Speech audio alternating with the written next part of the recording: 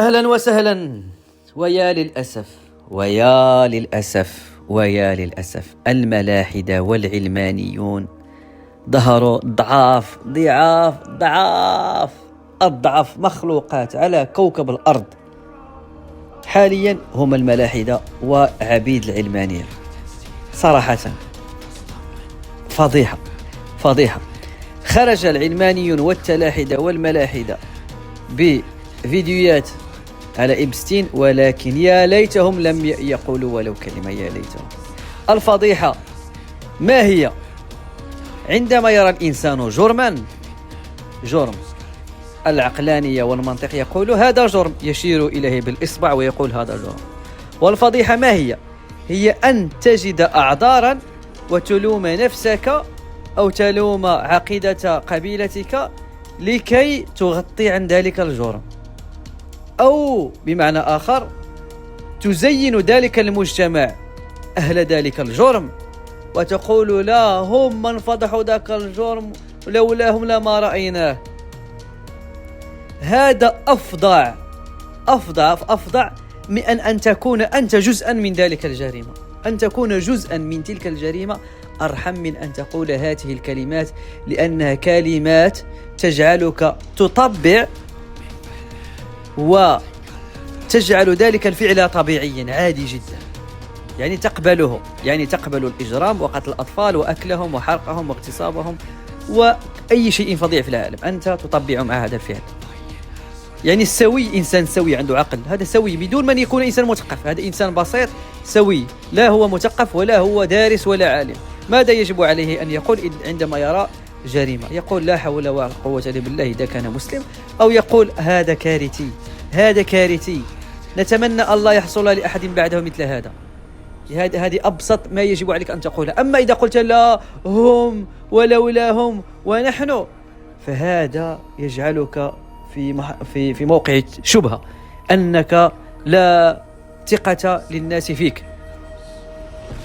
وكذلك في ملحد اسمه قصي بطار، في واحد في المغرب لن أذكر اسمه، في حفنة من المغاربة وحفنة من اللبنانيين وحفنة من المصريين وحفنة من الجزائريين وحفنة عبر التيك توك عبر كذا. ما هو تبريرهم؟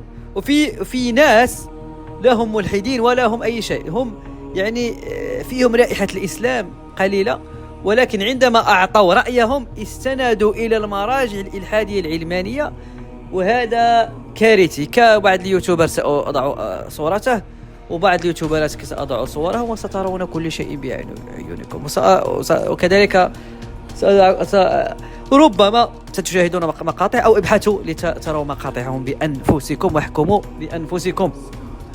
ماذا قالوا لولا الأجانب لما رأينا هذه الفضيحة. إذن هم ناس طيبون، لو لم يكونوا طيبين أو متصالحين لما كنا رأينا هذه الجريمة. يا أخي هل بحثت أم لا؟ أنت تطبع مع هذه الجرائم بدون بحث، وهذا يزيد من الطين بلة، يجعلك أنك تدافع بشراسة بدون معرفة وملهوف لكي ترقع لهم، وهذه كارثة جدا. ما هو الشيء الذي جعلنا نرى هذه الجريمة؟ من؟ أوكي الغرب، ولكن من؟ الذين واللذان واللواتي جعلنا هذه الفضيحة تظهر على العلن هم الضحايا فقط، ليس المجتمع الغربي. الضحايا ومن بعدهم المحامون، وليس كل محامون، بل الفضيحة هي محامي في كل 1000 محامي. يعني في كل 1000 محامي رفضوا 999 رفضوا، واحد قبل القضية وتحت ضغوطات وتهديدات وخوف على مستقبله. وكل الصحافة رفضت، يعني في كل 10,000 صحفيان من شارك. يعني إذن هذه النسب إذا أسقطناها على المجتمع الغربي تعطيك أن نسبة التواطؤ المجتمع الغربي تصل إلى 99.99. يعني نسبة الكمالية عندهم التي تصورها هي 0.01%. وهل هذه النسبة يعتمد عليها في الثقة أو في المعاملة أو في التطبيع، لا، حتى نسبة 10% هي نسبة ضعيفة، حتى 20 أو 30. فما بك إذا هي 0.01%. صحفية واحدة تشجعت. لماذا تشجعت؟ لأن عدد الشكاوي في المحكمة الأمريكية تجاوزت أضعاف مضاعفة شكاوي ووثائق أخرى بأضعاف مضاعفة. مثلا شكاوي حوادث السير تصل نسبتها مقارنة بشكاوي إبستين، مقارنة شكاوي حوادث السير اللي هي حوادث تقع بشكل بالتواني، وصلت مثلا في المحاكم إلى نسبة 40%. أما شكاوي إبستين وصلت إلى 220%، أضعاف خيالية.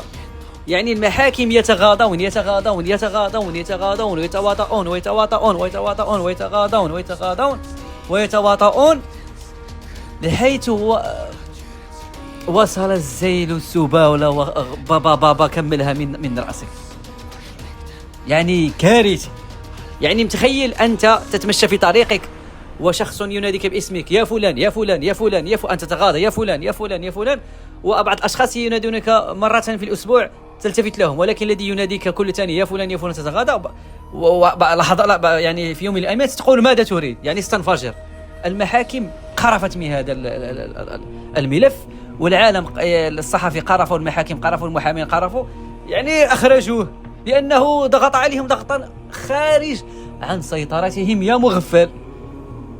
هذا يبين ماذا؟ يبين أن الغرب كله وكل نخبه وكل مسؤوليه متواطئون، وهذا النسبة إذا كانت تطرح للموثوقية والمصداقية فهي نسبة حمراء وسوداء، يعني تجعل العالم الغربي غير موثوق وغير آمن وغير شفاف وغير سليم، لأن من كشفوا الملف هم الضحايا، وهو ناهيك وضحايا وضحايا، فيهم من مات، فيهم من غدر، فيهم من اغتصب وقاسه، يعني أصابه مرض نفسي وعضوي وكذا وكذا. يعني شكاوي بالآلاف كانت تصل، ولكن بلغ السيل الزبا.